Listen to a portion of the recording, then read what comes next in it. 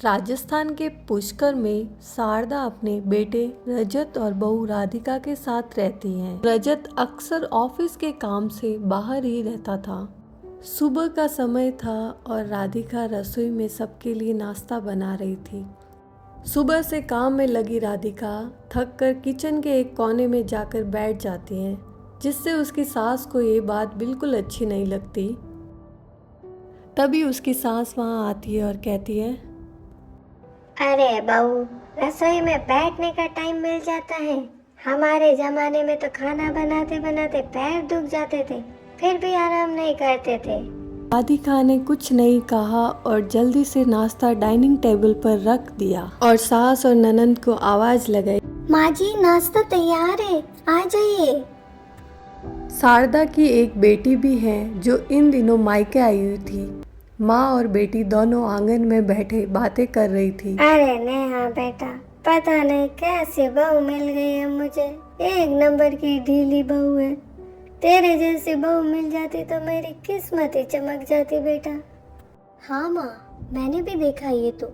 मैं जब भी आती हूँ उसका काम आधा अधूरा ही रहता है।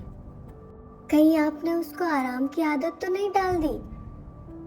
अक्सर माँ और बेटी दोनों बैठकर राधिका की बुराई करती रहती थी, कभी उसके काम को लेकर तो कभी उसके बोलने के ढंग को, और राधिका की हर छोटी गलती को वो बड़ा बना देती थी। राधिका फिर भी कोशिश करती रहती थी अपनी सास को खुश करने की।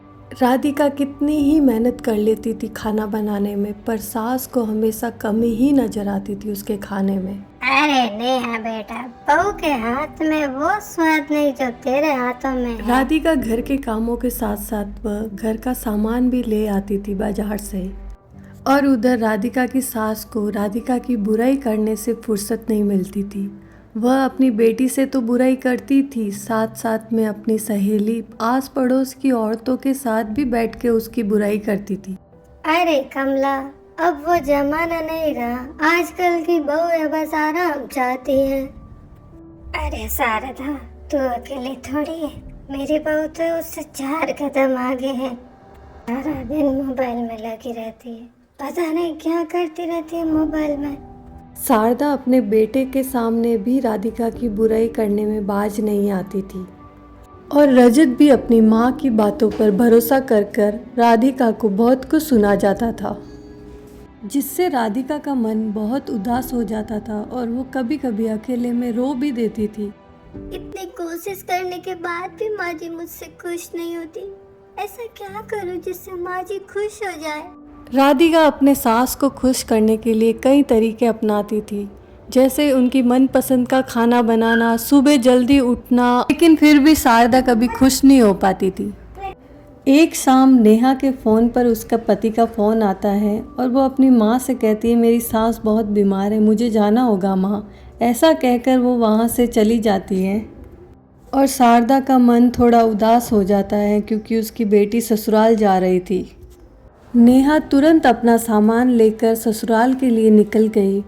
उसी वक्त शारदा अपने कमरे में जा रही थी, तब वो अचानक से चक्कर खाकर गिर गई।